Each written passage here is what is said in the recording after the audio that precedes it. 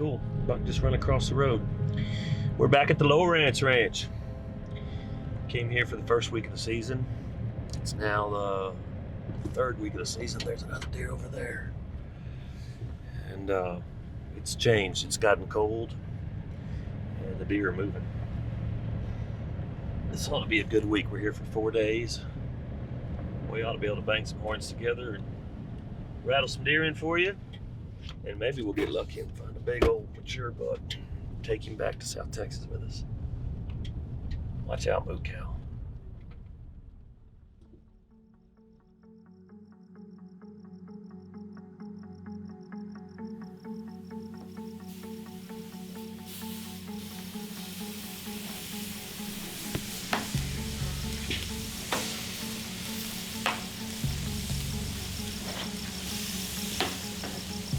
Perfect.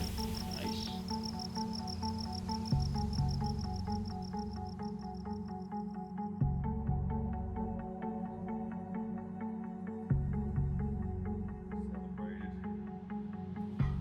Hopefully we go out this morning, find this deer with these big brow tines. If we can just show them to you, you're not gonna believe what a deer this is. Here at the Lowrance Ranch in Texas Panhandle. I'm lucky I'll get to take him with the new Ruger built Marlin model 1895 guide gun. Isn't she a beauty?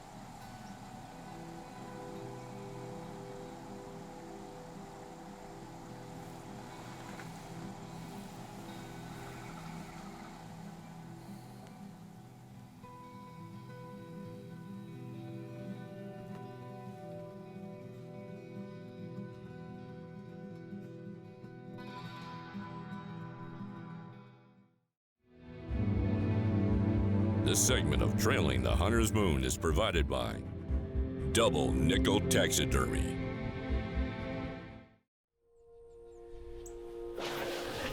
North Texas, up in the Texas Panhandle. Give you guys a general idea, we're hunting very close to the old 4.6's ranch. If you watch the old series Yellowstone. And this year we are hunting a deer. This is our third year to hunt the Lowrance. We're hunting a particular deer that we've watched for the last 3 years. He's a 7-year-old now, 7.5. He could be an 8-year-old. And he's hanging out right here in this area where this mobile MB Ranch King blind is. And he's also being seen in another area near some water where we've had to put a pop-up blind. We actually sat there this morning because that was the last trail cam picture we had of him. And that's a 325 grain Hornady FTX bullet. More than enough medicine for whitetail deer, but these deer up here in North Texas are big. I mean, live weight on the hoof. This deer we're looking for is probably a 230, 240 pound deer live on the hoof. So, it's warm here in Texas, 75 degrees today. 32 degrees this morning. And they just had about 4 inches of rain last week. So not ideal conditions, especially coming off a drought where this country's been pretty hard, pretty rough. Now they got a lot to eat. So supplemental feeding isn't exactly conducive right now, but all we can do is hunt, and that's what we're going to do.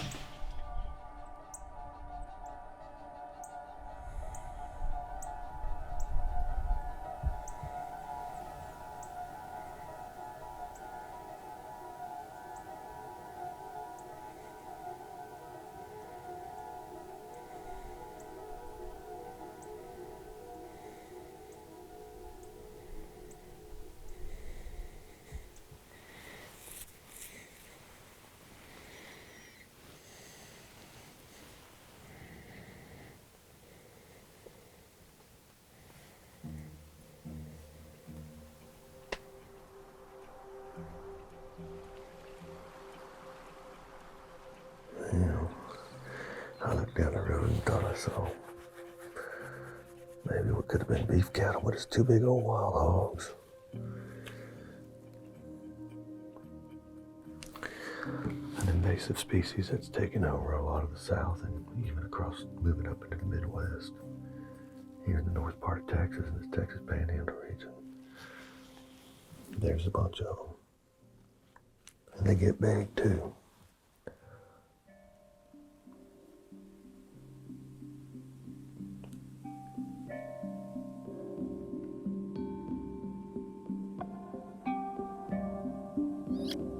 Pretty cool badger. That's a pretty big one. That was a See good how one. wide it was? That was a good one.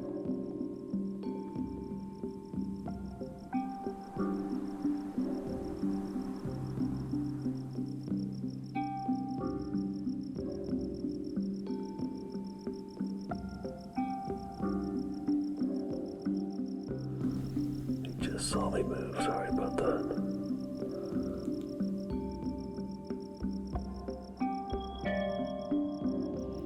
Pretty slow this afternoon. We just seen two bucks.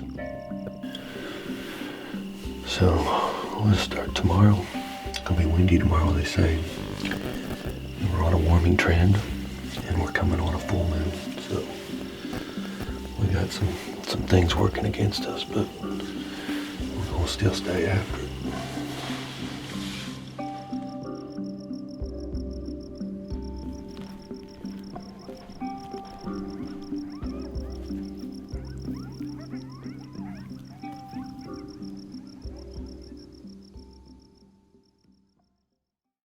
This segment of Trailing the Hunter's Moon is provided by Conservation Equity Partners, harnessing power for ecological improvement, and by Wildlife Systems, serving hunters and landowners since 1987.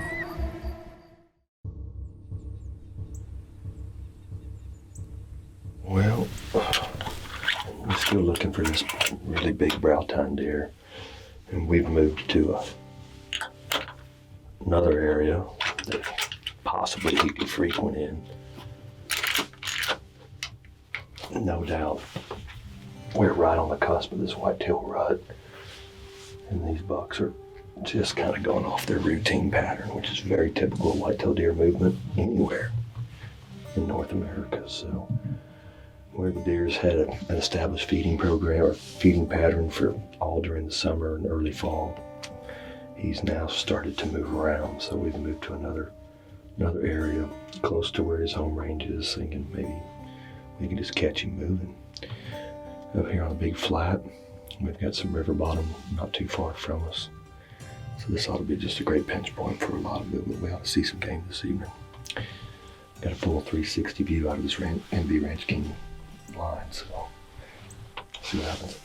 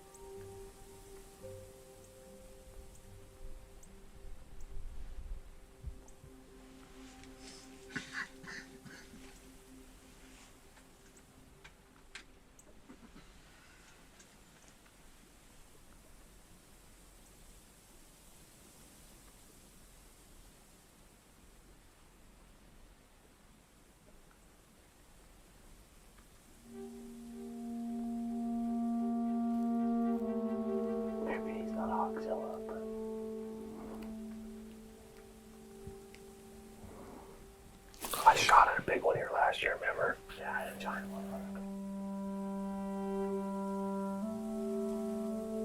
That pig's real blonde colored, isn't he? Yeah, he's kind of neat looking. Yeah, look how razorbacked he is on his neck. He's so pretty sure.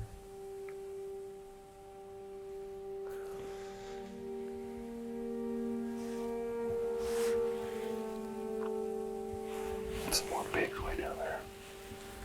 The road. Oh yeah, no, that's a cow rubbing on the tree.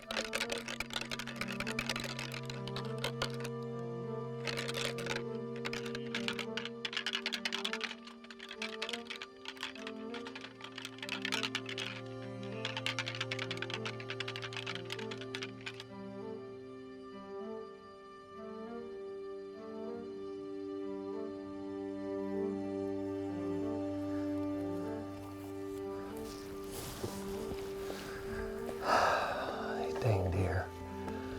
I tell you, they aggravate you to no end.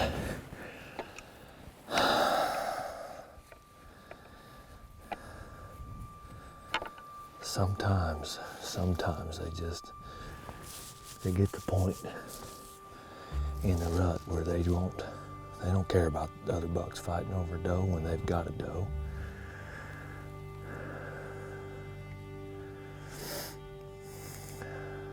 Dang it. I really thought that little sequence would have brought one in.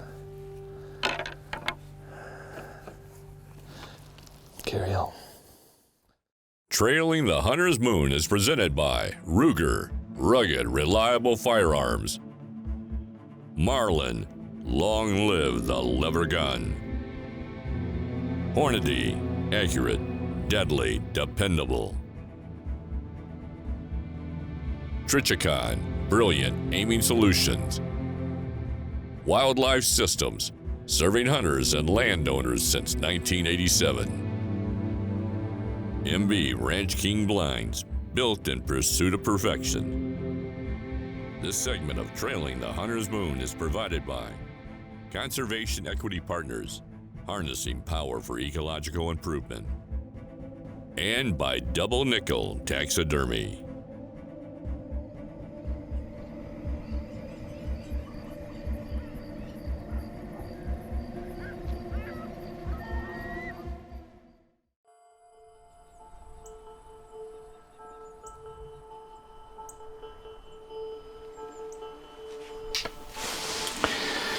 Loaded, and I'm actually going to leave the hammer back, which is 100% safe. You know why?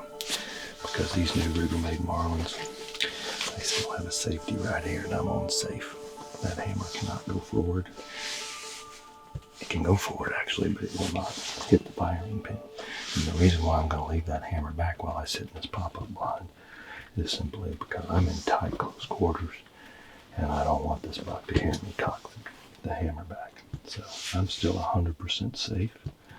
I don't know if you know this or not, but lever guns are one of the most safest guns to own and use because of that safety.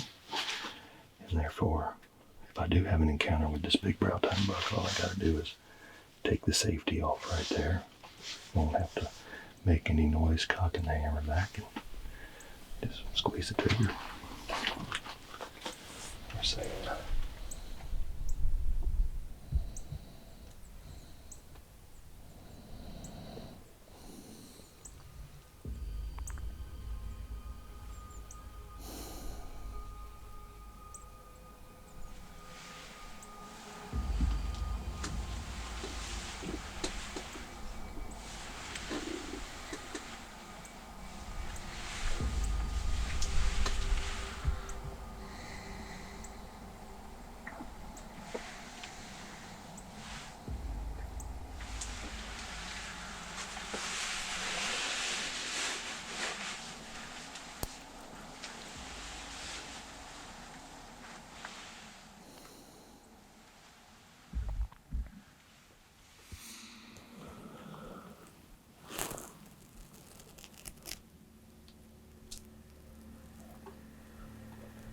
not the buck I'm hunting, but that is a buck I'm definitely going to shoot.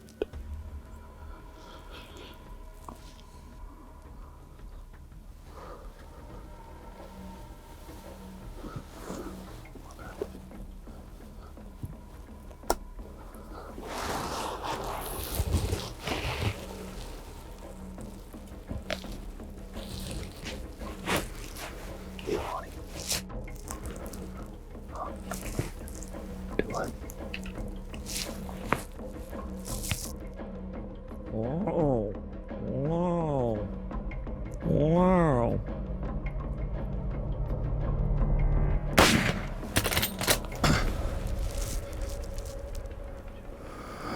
Shaking like a leaf. Did you break those points off?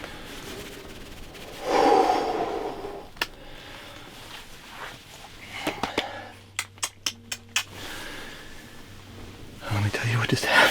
Oh gosh. First whitetail deer with a lever gun for me, period. This is the Ruger built Marlin model 1895 in the guide gun. But beyond that, you've been watching me sit in this pop-up blind. It's not an MB, sorry MB. We're just in a very unique spot in the setup. I've been hunting a deer. I haven't been able to show you, but I'll show you trail cam pictures of him, big brow tine deer. Haven't seen him. This buck just showed up. Haven't seen this buck either. He is the coolest buck. This is why you gotta go hunting. You just gotta go hunting. Technology in the world today is giving us a perception that we go out and we set trail cameras and we look for certain deer and we just gotta hunt those deer that we see on those cameras. That's not true. Go hunting. This deer's cool. I gotta go show him to you now. I'm gonna make this rifle safe. I do have one in it. That's the Hornady FTX 325 grain 4570 government. I've taken bull elk. I'm now got, but I just took my first whitetail.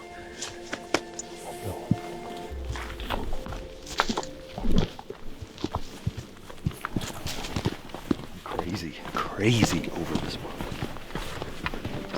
Not the buck I was hunting. But I simply couldn't pass this one up. He's old. Wait till you see.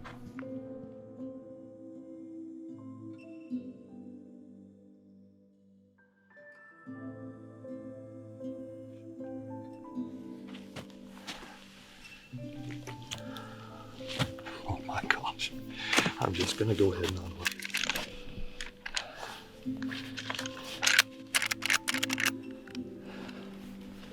This buck is old.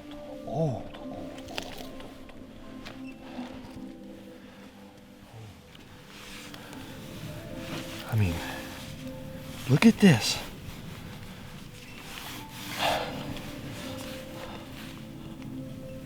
Ancient. This is why I come up here to this part of the state.